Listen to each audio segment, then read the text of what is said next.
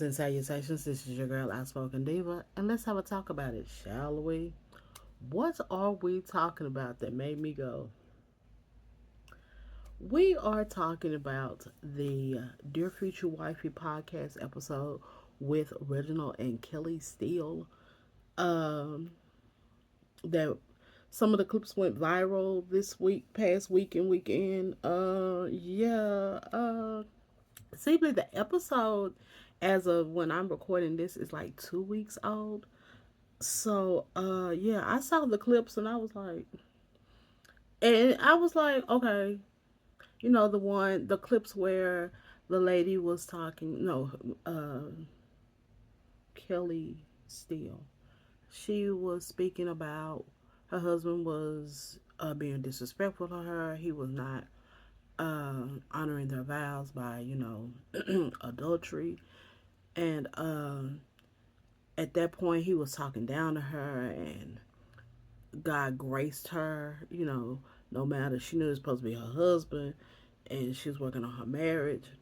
And God graced her. She was talking about ironing his clothes to go see his side chick. And I'm sitting there like, what? I was like, she right. God graced her. And she even said to herself, if God didn't grace you, you know. And she's right, God graced her. Her, okay. So I was like, okay, so I decided in my free time, let me go check this out, right?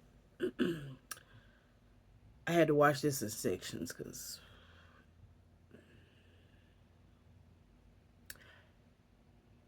they tell their story of their love, no, of how they met and stuff. That's the beginning part. They are pastors of a church, uh, and they tell their story. They met when they were teenagers. They were dating when teenagers, and the problems start at the beginning. Okay, the problems start at the beginning. He's player, but and he said, you're not gonna be my only chick. She just want to, the only person on the team, and she's like, as long as I'm the main, the main person. And we talking about in high school, 17, years old. So they get married, and when they get married, I know they're under 25. Y'all, those of you who don't know, I don't believe that no one should get married before 25. Okay, I only know one couple that got married before they were 25 and did it successfully with my grandparents, and they got married in the 40s. Yeah, no. Okay. Um, so they get married. He's still playing around and things of that nature. Now, when they're telling this story, there's some things to consider. They're not in ministry because everybody's like jumping on this Christian couple. They're not in ministry. They're young. I mean, they're not in ministry. I'm not even quite sure she was saved at that time when they first got married. When they got married, he was very backslidden. Okay. All right. So they go through, and then I think she finally gets saved and gets in the church. And she has this. She says that she's not gonna. No, she wasn't gonna say that the Lord told her to leave. She had a job opportunity, um, and she was gonna leave him. And she went to go to the door, and she felt like someone told her no. She felt though don't leave. She had a dream that he was gonna be a pastor. He was preaching. Not a pastor, but he was preaching. And they ended up fighting about that. I mean, it's a lot of fighting. It's a lot of cheating. Okay, and then they tell their story, the beginnings of their story. And Latarius Whitfield, who's the host, he says, "So women gonna hear this, and they're gonna, and they're gonna say this, the whole struggle love, struggle love, and all this kind of stuff." And she's like, "Well, that's why you're single." And I had to turn it off at that moment. For some odd reason, I'm very triggered when especially married women say that's why you single. When she said that's why you single because you could have probably already had him, but you wanted him, already built up, and the husband was talking also. You want him to be built up. I get it that Eve came with the man already built up and all, but you're not Eve, and she was like, yeah, you got to help him build. A man can always build and all this kind of stuff. I agree with that to a point. At what point of helping, we're supposed to be, Eve, we're supposed to be your husband's helpmate. But what part of that helping are you supposed to do while it's damaging you?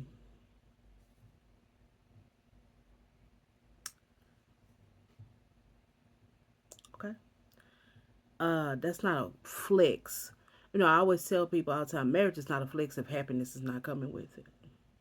I'm not saying hard times don't come with it. I'm not saying you don't have fussing, but you're unhappy the whole time. That's not a marriage. And at that moment, I was like, Lord, do not that grace that He gave. Don't give me that favor. Don't test me with that because I'm flunk. I'm probably gonna fail on purpose. Okay, I'm not going to limp to a C. I'm gonna make a F because no. Okay, that's not. I know that's not the plans that the Lord has for me. Okay, but to sit there and say that that's why you're not married. So then they go on and go on. They talk about, once they're in ministry and stuff, they're pastoring, and she talked about how she was going to leave him again. And I was like, oh really? And because they were at that moment, they found out that they could not be married. Have they had to learn how to be married and be in ministry together. Be the professional side. You know, pretty much they were both now using the church as their I ain't gonna call it a side chick, but the person, the thing that's now the new thing that's in the way. Okay, and then they worked through all of that, and he was like, then it came up to be, yeah, because submission, and I was like, here we go again, so I had to stop it again, and it dawned on me once I finished the story, finished the whole interview. They need to bring them back and maybe individually back because nowhere do we ever talk about. Now I know Latarius is big on. I watch him. No, I don't watch him all the time, but when I do watch him, I know he's a very big proponent on healing. What did they do to heal individually and heal their marriage? Okay, and this is all happening during their wedding, and this is happening on their wedding anniversary. Happy anniversary, okay? I mean, I do mean that seriously. But what did y'all do to heal? Have y'all, no one talks about if they went to counseling, of all this kind of thing. And this is not an older lady. This lady is just 52. She's middle aged. She's not that much older than me. Um, what did they do to heal? What did she do to build her self esteem, her self worth? Because at the crust of this, at the beginning of this, all this stuff that you were talking, that they were talking about, at the bottom of this was a relationship that started out with a young lady I know, and probably a young man whose self esteem was not. Because I don't mean to be funny. Even when I was 17, that's why I was single at 17. Number one, I was about my business, I was about my work. I wasn't really worried about dating. That's one of the things.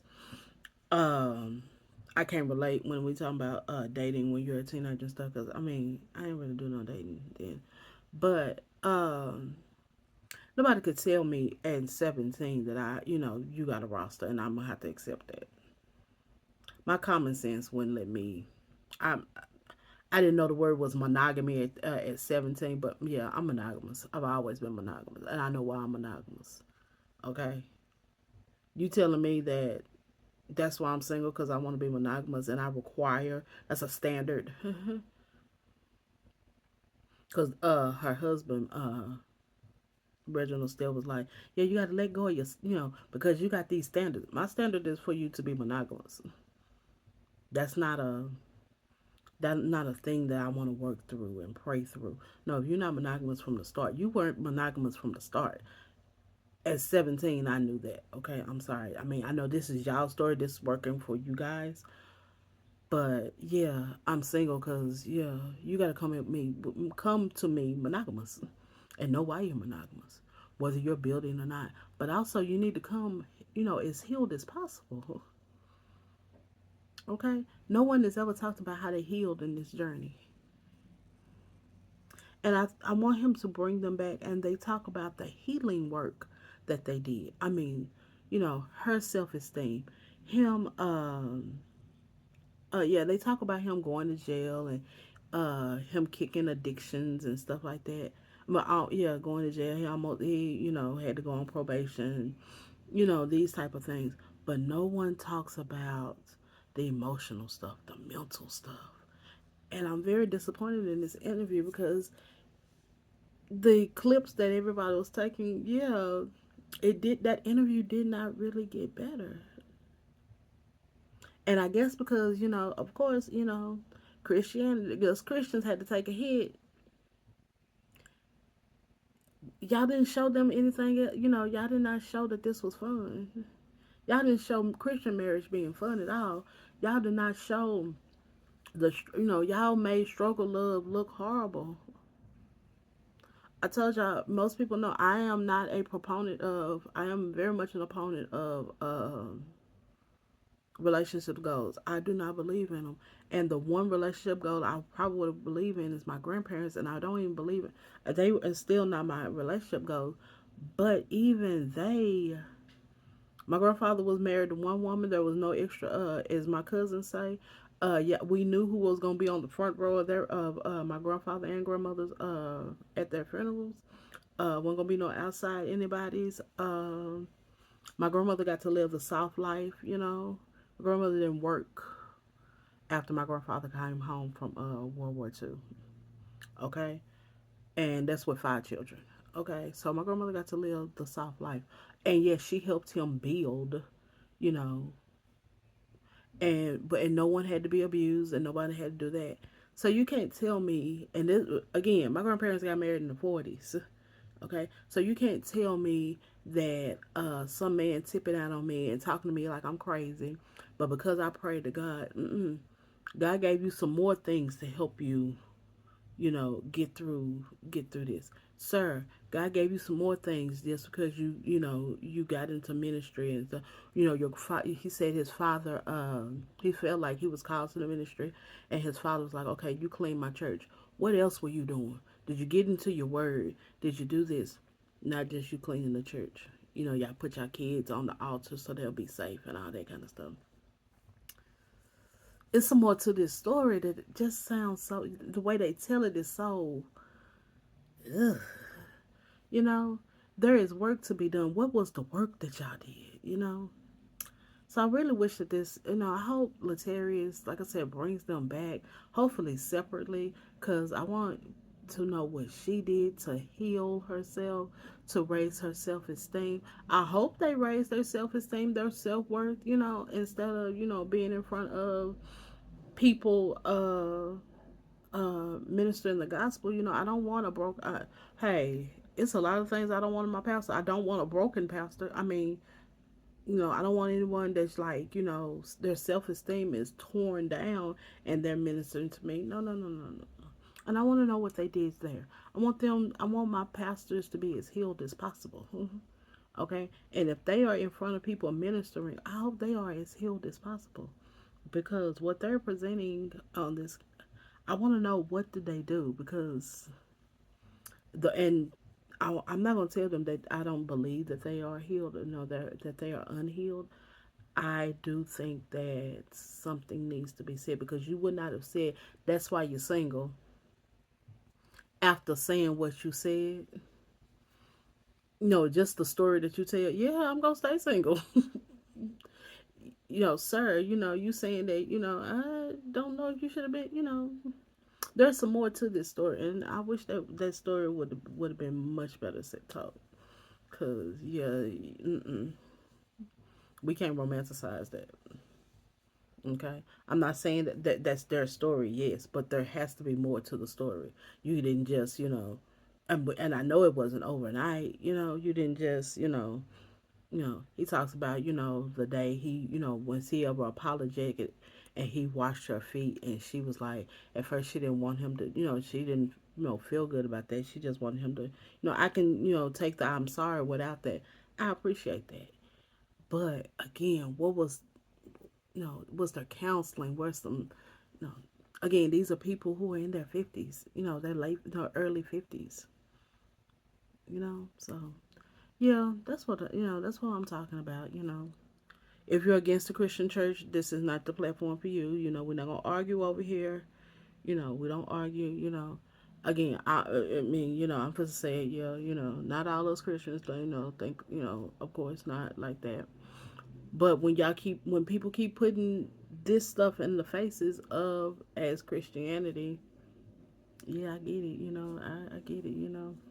But yeah, drop down in the comments and let's talk about how did you watch the video, did you watch the interview, or did you just see the clips and all that kind of stuff? How do you feel? Let me know down in the comment section of this video on the social media site that you see this on, except Facebook, of course. Leave yours down on this video, and of course you can always send me an email address at the email send me an email at the email address that you see in the description box. Yeah. Yeah, we gotta talk about these things better if y'all want people to be married and be in successful relationships. Successful relationships are happy and healthy relationships. They're as healthy as possible. Okay? Okay? We can't be talking about the unhealthy times and you never really talk about the healthy times, okay? All right, other than that, talking to you in adult terms.